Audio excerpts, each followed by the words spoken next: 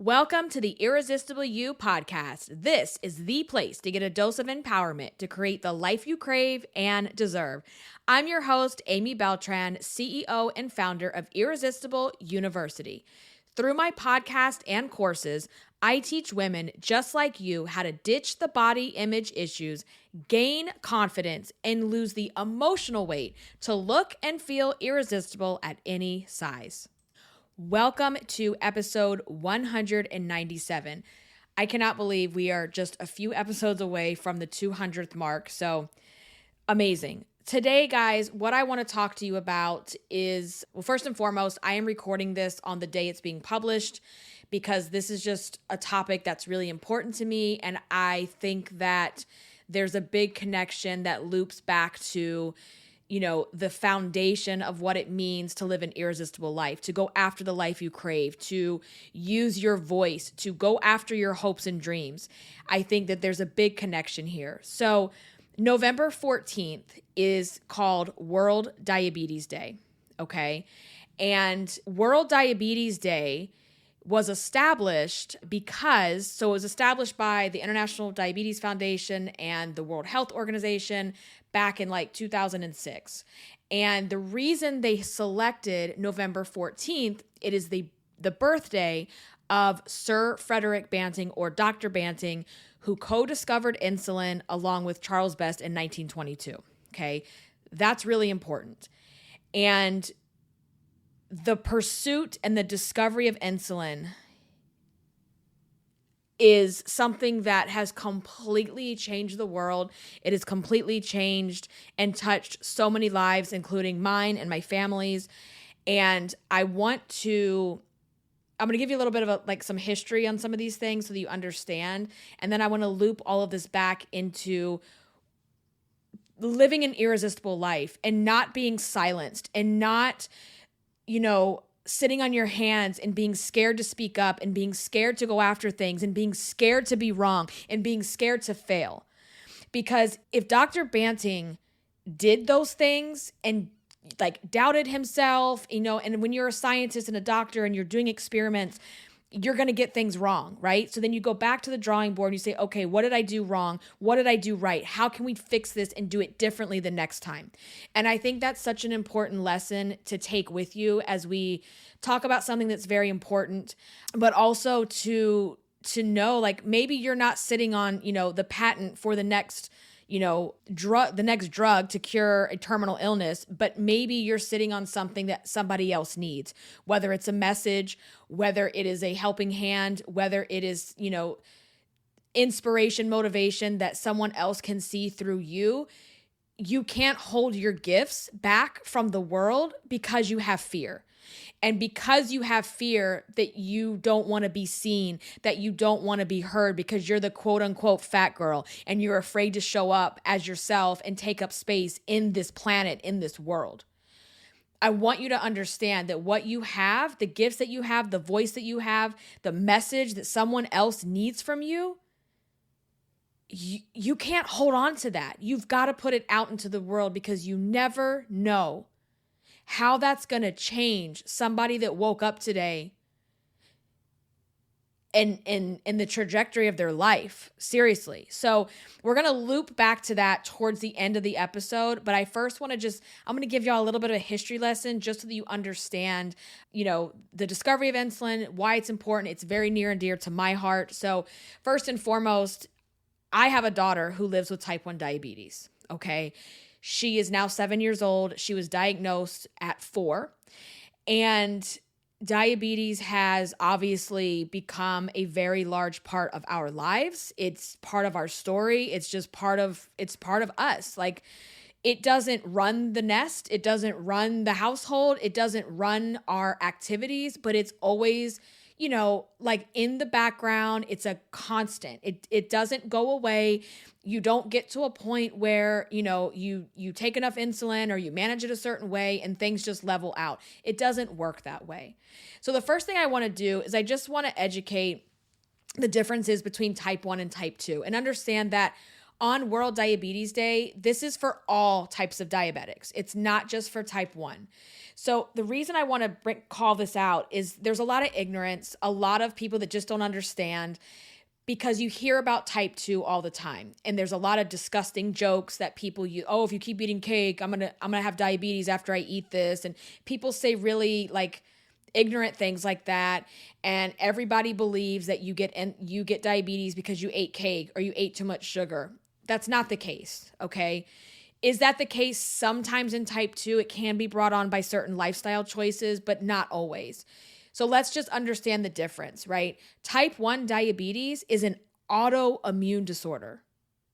It is autoimmune, meaning your body attacked itself. Your body attacked the cells inside your body. So when you have type 1 diabetes, your pancreas stops producing insulin.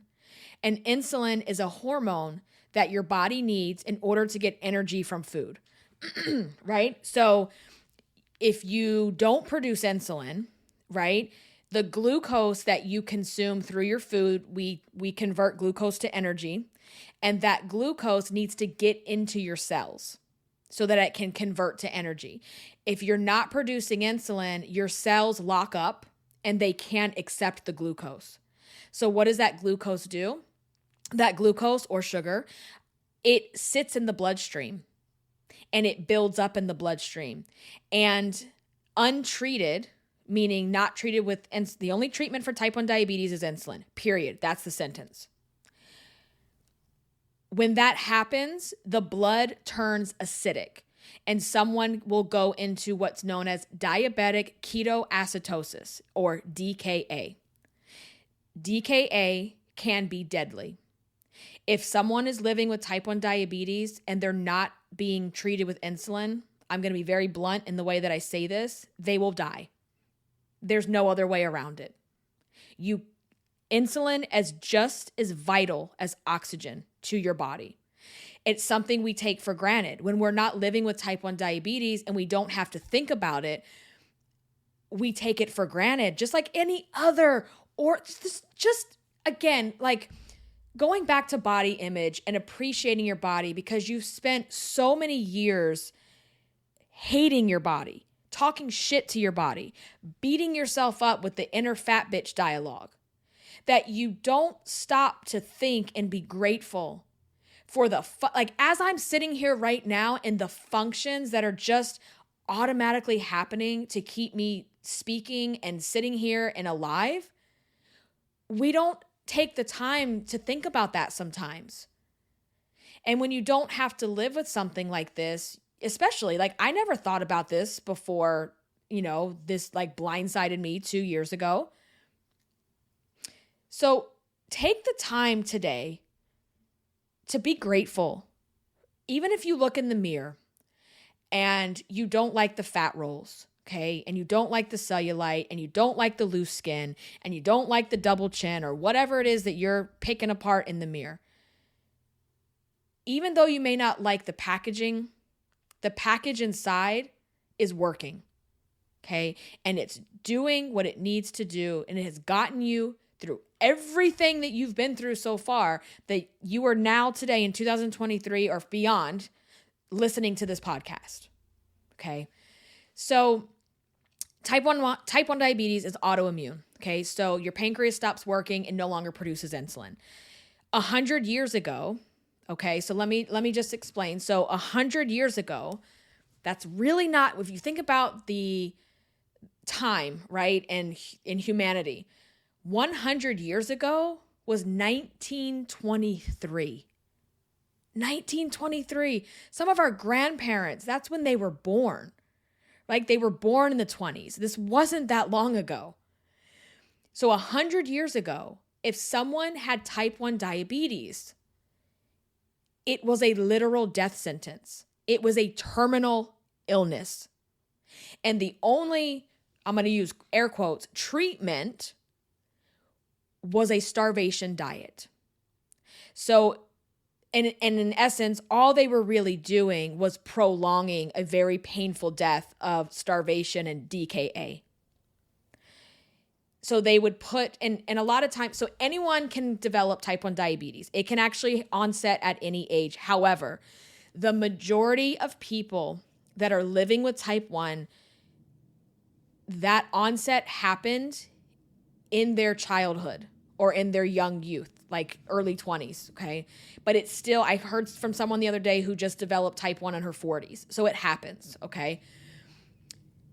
So in the 1920s and beyond, or before, they would starve the children because it was mostly children. And there are these jarring images that you can Google Dr. Banting, discovery of insulin, and you can see this. But there's these jarring images of children in a ward inside of a hospital, and they look like actual skeletons. They look like living skeletons. Like you can see every bone protruding from their body. Because in order to, give them a little bit extra life, they would starve them on less than 500 calories a day, low carb. And essentially, again, all that did was prolong a painful death, because even on a starvation diet, you might get a few more months, maybe a year or two, but that would be very rare. It wouldn't be anything past maybe a year or two. And that's being generous.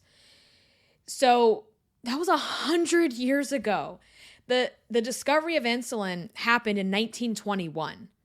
In 1921 is when it was discovered. However, prior to 1921, for years, there's even like ancient Greek and Egyptian history about, it's actually where the term, the scientific term from diabetes, mellitus, that's where it comes from, which actually means honey, sweet, urine. So I don't know who was back in the pyramids, somehow discovered somebody's urine had sugar in it.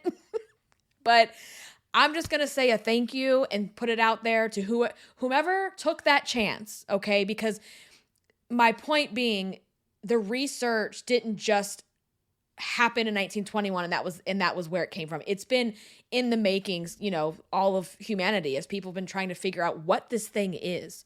So 100 years ago, this was a death sentence. And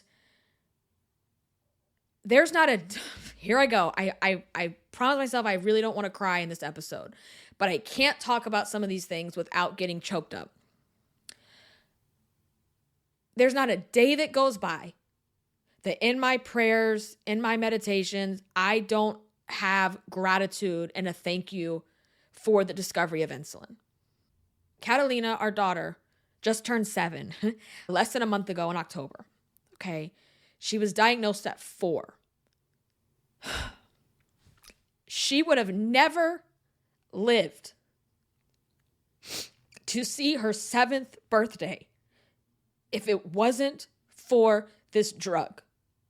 If it wasn't for this discovery, if it wasn't for these people who were relentless in their search and their research and their discovery of making this happen, our little girl wouldn't be alive today. And that's not being dramatic. That's the truth. Because type 1 diabetes was a death sentence.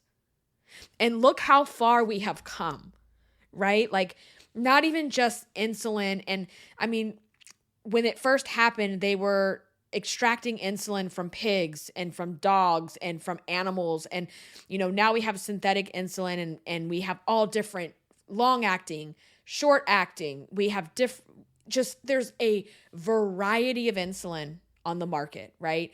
That's just the insulin side of things. Then you have the tech, the glucose monitors, the insulin pump, where my daughter no longer has to get 6 minimum injections a day to survive.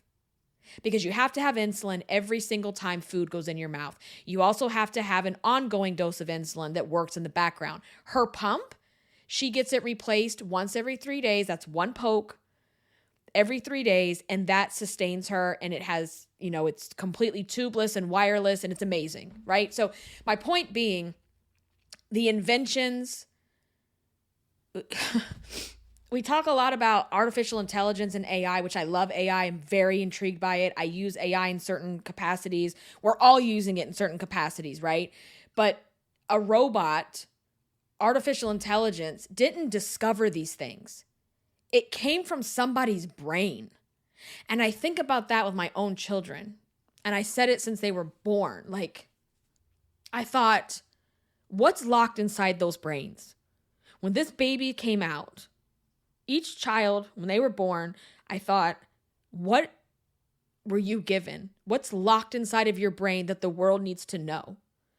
Because someone has cures. Someone has the answer to things that, doctors and researchers have been pouring their life mission into forever. It may not be in the same, I want to think about that for you too. It may not be the cure to diabetes or the cure to cancer or the cure to some, horrible disease, but you might have something that you were given as a gift that's locked in your brain that's going to change the world in some way. And just be very clear, when we talk about changing the world, it doesn't mean standing on a world stage and talking to millions of people and having an impact on millions and billions of people. If you change one person's life, that has a ripple effect that then changes other people, and it spreads throughout the world. So ask yourself, what's locked inside my brain that the world needs from me? Because you never know what life-changing thing, thought, idea, statement. I think about that sometimes too with my podcast where, if I have a week where the numbers are low and I'm like, well, what's the point of doing this anymore? No one's listening. No, there's people listening, Amy. And even if no one's listening, if 10 people are listening, if one person is listening, you have something that someone needs to hear. And when I get messages from people, I've gotten messages from teenagers. Like, teens are not even my intended audience, but I have teenagers that have listened to my podcast that didn't want to continue living their lives because of their bodies. And they will reach out to me and say, I have hope now. I want to live. I want to live an amazing life, right? And that keeps me going because it's selfish for me to hold on to my gifts. It's selfish for me to hold on to my stories because the only way we evolve and change and grow and develop is with other people and by hearing other stories. When you see yourself or hear yourself in someone else's story, it is so completely validating. It validates your experience. And when you've gone through something that you don't think anyone else understands, like being overweight, being made fun of for your body, having people say nasty things to you about your body, when you hear that from other people, it takes the sting away from it. It takes the shame away from it. And it gives you your voice back. So what is locked inside of your brain that the world needs to know? Okay. So 100 years ago, Catalina would not have ever made it to her 7th birthday. She just wouldn't. And in 2023, or 100 years later, type 1 diabetes, yes, it is a chronic medical condition. It does not go away, but it is 100% manageable. And with proper management, people can live a very long, healthy, fulfilling, normal life. Okay.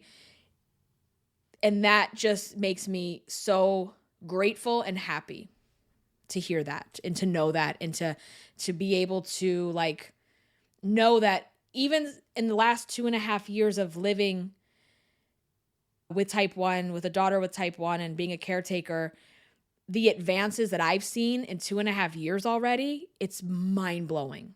So here's what was very interesting to me. In 1920, so backing up a little bit, Dr. Banting, okay, he is preparing for a lecture on the pancreas. And the night that he's preparing for this lecture, this gives me chills, is October 30th, 1920. October 30th is a very important date for now knowing this, but also was already a very important date in my life because October 30th is when my husband and I got married. October 30th, 2010. Okay. So he's writing this lecture. he has this epiphany and he believes he has now stumbled upon this treatment that's going to work for diabetes, right? It has to do with dogs and it has to do with pancreas. So in 1921, Dr. Banting and one of his medical students, Charles Best, they start to isolate insulin from dogs. And they take the insulin away from the dogs, which induces diabetes, right? And then they treat the dogs with the insulin, and the dogs continue to survive until the insulin ran out. I'm a dog mom.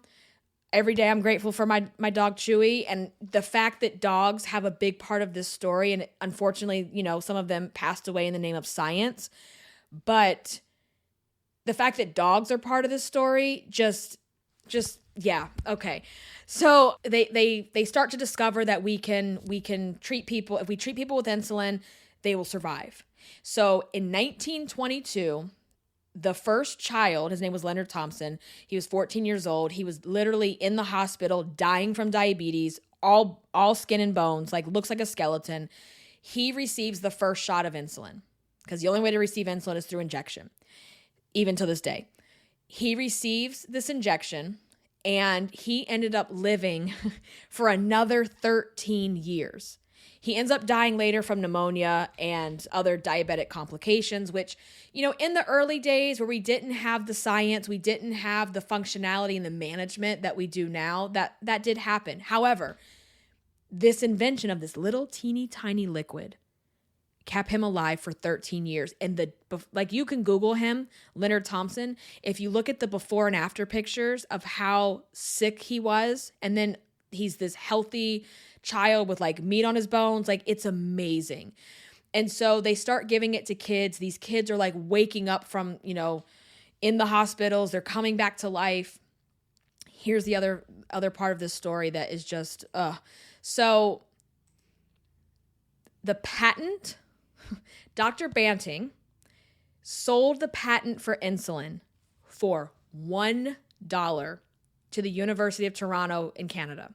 $1. Why? Because he believed it was not about money.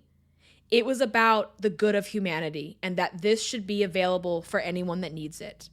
And how the tables have turned on that makes me so angry. And that's a topic for another day too. The insulin industry in 2022 was estimated at $22 billion. There are people that have passed away that had to ration their insulin because they can't afford it or they don't have the ability to buy insulin at all. They just passed some bills in this past year, 2023, 100 years later, where insulin on certain plans and certain companies, certain insulin manufacturers is capped at $35 a month.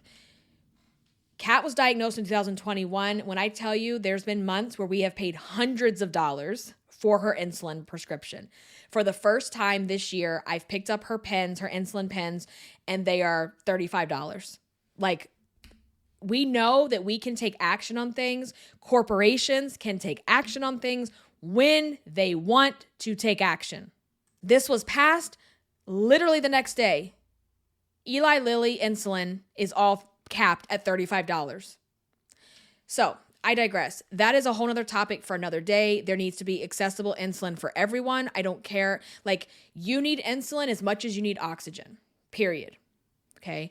So anyway, so that's kind of like the little backstory, the little history of, where insulin started from, where we are today. And by 1923, so they discover it in 1921, they give the first dose in 1922, and by 1923, insulin is now readily available for the masses.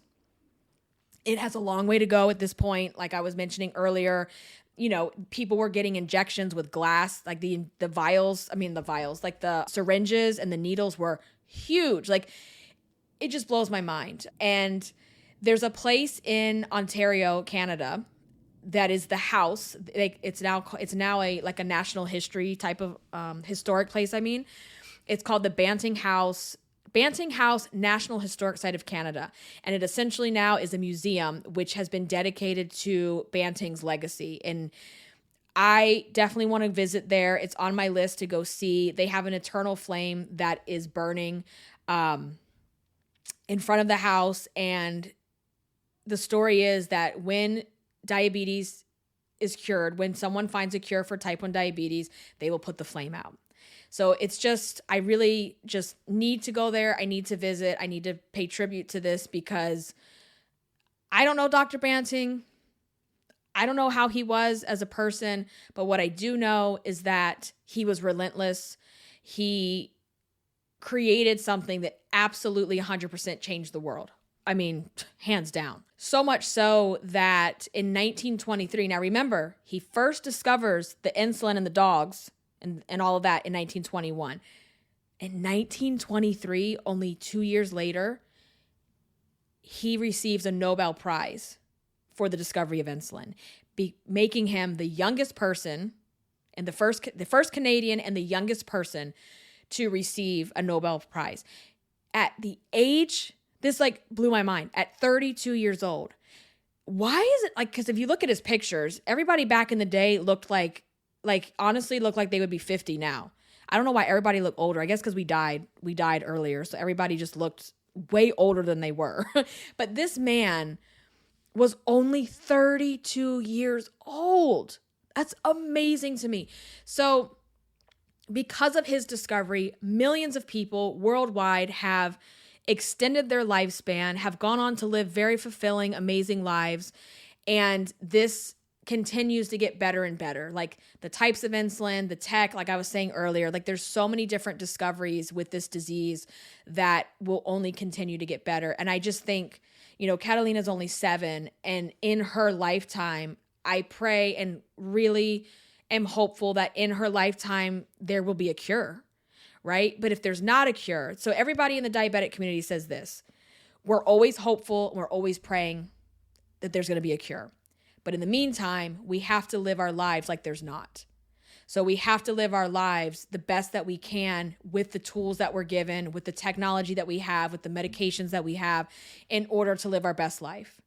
And maybe one day, and even if there's not a cure in her lifetime, I can't even comprehend the tech and the things that will change for her even when I'm, gone from this earth. Like, it's amazing. So even some of the insulin pumps that are on the market right now that really haven't fully come out, you no longer have to tell it how many carbs you're eating, right? So like right now I have to put in the number of carbs when she eats so that it knows how much insulin to dose. There's these new pumps that are out, and this is the way pumps are going, is that you say, I'm eating breakfast the same as yesterday. And somehow, or you tell it, I'm eating dinner a little bit more than last night. These pumps can detect how much insulin to give. So that just tells me like artificial pancreas is coming. All these things they're coming. They're coming. And I'm very hopeful and excited about that. So this might be a little bit different than my normal topic. And I just felt like it's very important to share this. It's a big part of my life. And think about Dr. Banting and if he would have been afraid. What if he hated himself and he didn't want anyone to know who he was, or he didn't want the world to see him, or he would have been sitting on this thing that has literally changed millions and millions and millions of lives. Millions. Probably billions at this point. If you think about 100 years, like it's absolutely crazy. And again, like I am grateful every single day. And when you look at insulin, okay, I know adults obviously drink, you don't drink it. Adults inject a little bit more, obviously, than a child. But when I look at the amount of insulin that Catalina uses in a week, not a week, 3 days. So when I go to fill up her Omnipod, that's her pump. When I go to put the insulin in her pump that she's not going to wear for 3 days, it is such a small amount. Like, if you were to pour it out, it's like not even a sip of water. Like it's not even the amount of a sip of water. That teeny tiny little bit of liquid is what keeps my child alive. My mind can't even I can't wrap my head around that sometimes. And one of the other messed up things about insulin, so here's the kicker with insulin, okay? you can't survive without it. Okay, so if she doesn't receive insulin, she would die. If she gets too much insulin, she would also die. So that is the mind F of living with type 1 or caretaking someone with type 1, is that this liquid gold, if we don't have it, we die. If we have too much, we die. That's something that's been really hard to grasp. And it gives you respect. Like, I have a great respect for insulin and what it does. And that's why when people say, well, how's she doing? Has she leveled out? No, that's not a thing. Okay. Type 1 diabetics have highs and lows sometimes every day. I know especially us, like, we're still, we're 2 years into it and there's still a lot that we're learning. And with a child, I feel like you deal with a lot more extreme highs and lows just because they're kids, right? Like, you don't always know what they're going to eat because sometimes they eat everything. Sometimes they don't. They have hormones. They're growing. Like, their needs for insulin change all the time. So there is no such thing as leveling out. We're just managing. We're managing it. Okay. She's going to let me just look right now. Like, she's at school right now. And again, the beauty of diabetic technology, right? That our kid is at school and I can pick up my phone or my smartwatch and I can see what her blood sugar is right this minute. And right now it's loading. She's 193 and her arrow is going sideways. So that means I know that she just had snack. So her sugar has gone up a little bit and they just had playground time.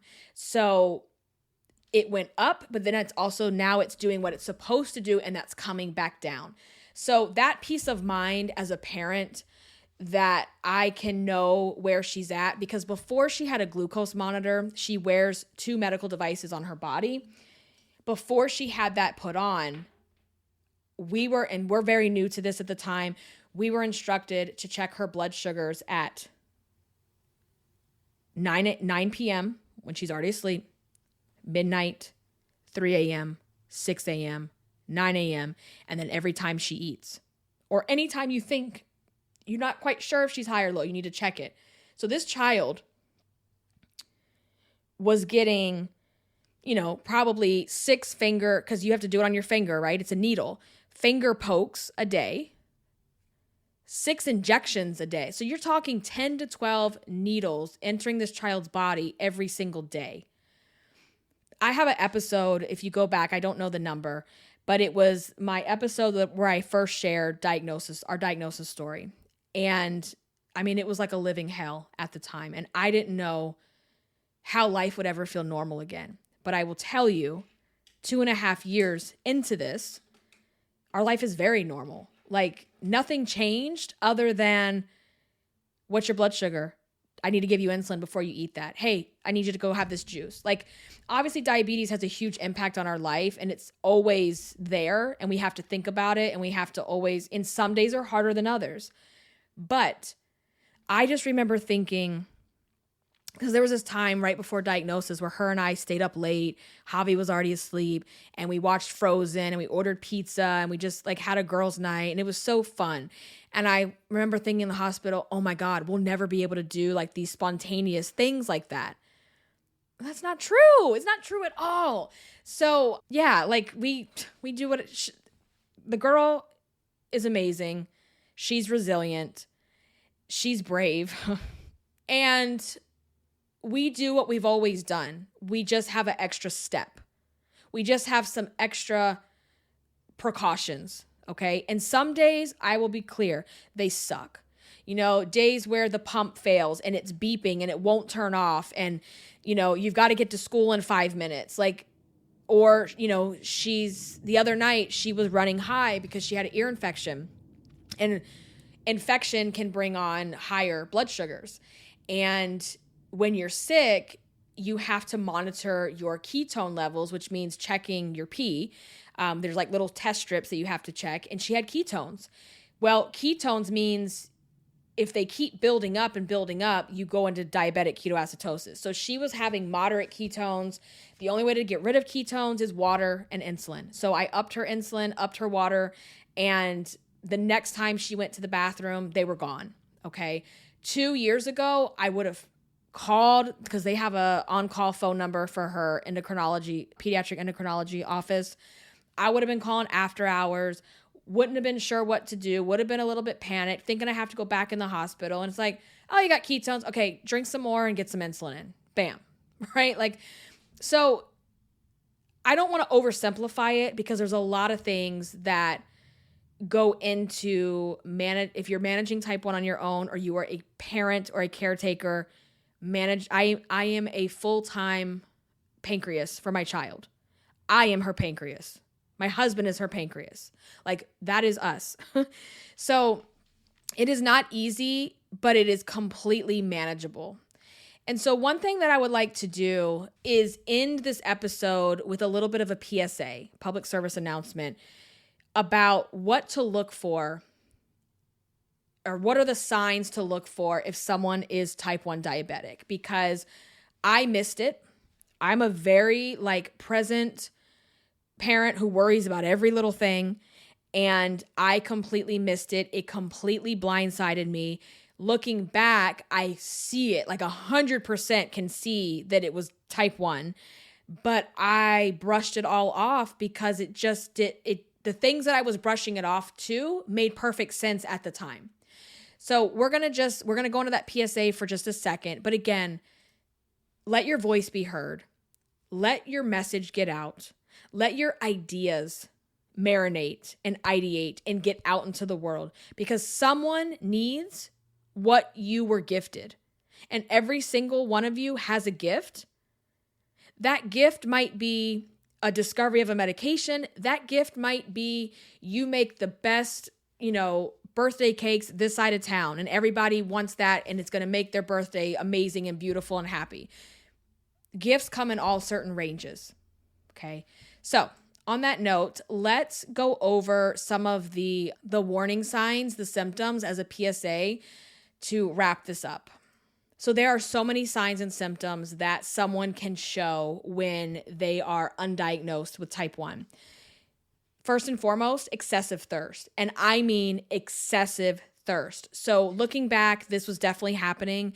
She was asking and saying she was thirsty every 30 minutes. I mean, and when Kat was diagnosed, she was getting over a flu.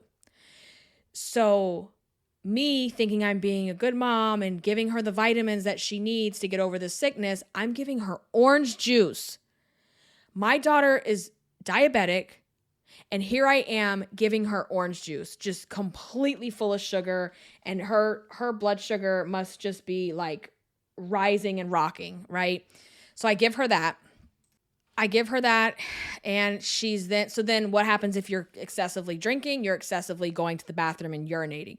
So this kid was running to the bathroom also every 30 minutes. And I remember my dad, because Frank was out of town for work. He had been gone for a couple weeks with a detachment. And my dad was here one afternoon, and we both noticed oh my God, she's going to the bathroom a lot. I'm like, yeah, but she's been sick. So she's finally rehydrating. She's drinking. Again, like I said, looking back, I would rationalize all of these symptoms because type 1 wasn't even in my realm of thinking, right? So then we have excessive thirst, excessive urination. A lot of kids, if they're already potty trained, which she was 4 when this happened, they start wetting the bed again. And you're like, and then you're just like, oh, daddy's out of town. We're kind of regressing a little bit. She's nervous. She had just started preschool 2 months prior to this happening. So, we're still transitioning into that. So bedwetting, frequent urination, frequent thirst, and also unexplained weight loss. So children are growing. They're not supposed to be losing weight. And when I say weight loss, I mean pretty extreme. And I remember I had sent a picture to Frank while he's out of town of the kids and everything. And he was like, wow, she looks really skinny. And me being a body image podcaster, I'm like, that, let's not talk about her body and all that. And he's like, no, she looks really skinny. Something doesn't it kind of floored him. And I think I wasn't noticing it because I'm with her. And he's not seeing her every day because he's out of town. And he noticed like, wow. And I'm like, I know. I was like, but she just got taller. Like she's having a growth spurt. So I think she got taller and she's just kind of shooting up, right? And when I look back now, I'm like, oh my God, like I can really, really see it. And let me talk about weight for a second. That weight loss was the red flag that probably saved her life. So she had been sick for a few weeks on and off, that typical cold and flu and junk going around, and I had taken her to urgent care. I go back 2 weeks later because now she's complaining about her ear hurting. She's got an ear infection. So I take her, and Javi's only 7 months old, mind you, when this is happening. I take both of them back to the pediatrician, and the doctor at the time, the pediatrician said, well, since your last visit 2 weeks ago, I think it was probably like 2 weeks ago, the urgent care, your daughter's lost 3 pounds. She goes, that's not normal for a 4-year-old. She said, that's a red flag. And I think we need to test her glucose. And that's the moment when the world stopped for me. And you know how like everything gets quiet but loud at the same time and you feel like you're going to faint? That's kind of where I was at that second, going, what the hell are you talking about? Like my daughter's not diabetic. You're going to check her glucose. And I just thought, whatever. And she checks her glucose in the office. The meter stops at 600. Normal blood sugar range is 80 to like 120, 150 at the most. This kid was over 600. She said, Mom, I'm going to need you to stay calm. This is not going to be easy. You're going to have to be really strong for her because there's going to be some hard stuff that happens in the next couple days. And I need you to get to the emergency room now. And that is how we found out she had type 1. And she said, and she also at the time also checked her urine. Her glucose in the urine was off the charts also. But that doctor, which she called me when we got out of the hospital the following week, and I told her, I was like, you were an angel and this was a late in the day appointment, guys, like late, like one of the last appointments in the day. So many doctors would have just looked over that little detail, that little but large detail, right? And she didn't. And I believe that saved her life because it was a Friday. We were going into the weekend. I believe that if we would have got sent home with our medication for the antibiotic for the ear infection, got home, Catalino definitely would have gone into DKA. She was right at the border of being diabetic ketoacidosis, right at the border of having diabetic ketoacidosis. Luckily, fortunately, she was not into DKA, so that was just, I'm very grateful for that. But I really believe if she wouldn't have caught it by Saturday or Sunday, she definitely would have gone into DKA.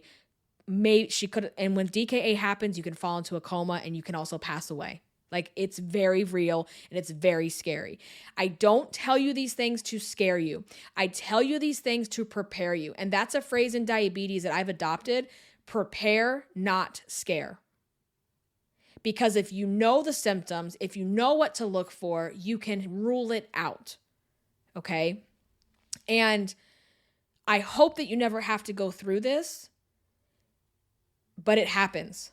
Okay? And it's a lottery. There's no rhyme or reason to it sometimes. So we have the excessive thirst, frequent urination, unexplained weight loss, exhaustion. The kid was tired. Another thing that's not always on the list when you like Google, but one of the other symptoms was her behavior. Oh my God. Like her attitude and her behavior was erratic. She's not that type of child. She's a very calm, we all have our moments, but she's a very calm, level-headed, like easygoing type of kid. And her behavior was hideous. Like I would pick her up from preschool, and she was in preschool and she was staying in the after kids club, aftercare. So I'd pick her up around like 3:00 or so, and she was nasty, like yelling, demanding, just getting angry. And as soon as she got in the car, she wanted something to drink. And if I did, like, she wanted it now. And I'm like, oh my God, this baby was her body was eating itself. Like literally her body was like eating itself and destroying itself. And I'm getting pissed because she has an attitude, like, but I didn't know. And, I thought, she started preschool, Frank's out of town, we're having some behavior things. It's, whatever. So some other things that you can notice are like fruity smelling breath. I don't remember this. I don't ever remember that. And the fruity breath smell is from all the glucose, all this, like the glucose that's in the body. Nausea, stomach pains, rapid breathing. I know a lot of parents I've talked to, their kids had labored breathing. Confusion, definitely. I could see that with her as well, like kind of tied into the behavior stuff, and drowsiness, exhaustion. So the reason these things are happening, the body is screaming inside. The body is your body is literally attacking itself, right? And so the body's attacking the insulin producing cells, and it's doing the best that it can. But these are the symptoms. Know the symptoms, okay? If you or someone you love and you're noticing this or you're experiencing this, just go get your blood sugar tested. That's the way that you're going to find out, is to test your blood sugar. I don't understand why pediatric offices, when the kids go in to do their well visits, right? They get weighed, they get measured, they get blood pressure, they get injections sometimes. I don't understand why well visits are not inclusive of blood sugar checks. It just should be part of the appointment. Anyway, that would prevent a lot of this. And I have heard absolute horror stories about doctors brushing it off or not catching it or sending someone home when a parent thought it might be this. And they're like, no, it's just a flu. Go home. So sickness can, a lot of times, type 1 diabetes, like if you were born with it and it's laying dormant, so to speak, an illness can trigger it to begin. So that's what happened for us and for Kat, is she was sick. The sickness brought this on, and there's no reversing it. Here we are. We just have to manage it from here on out. So know the signs, know the symptoms, talk to your doctor, ask questions. If you have a hunch, if you have any inkling of something wrong, you need to act on that. All right, so that was my PSA. We're going to go ahead and wrap this episode up for World Diabetes Day. What can you do for World Diabetes Day if you are not diabetic or you are not managing the care of someone who is diabetic? You can educate yourself. You can, look up some accounts on Instagram, follow people, do a little bit of research, learn about it.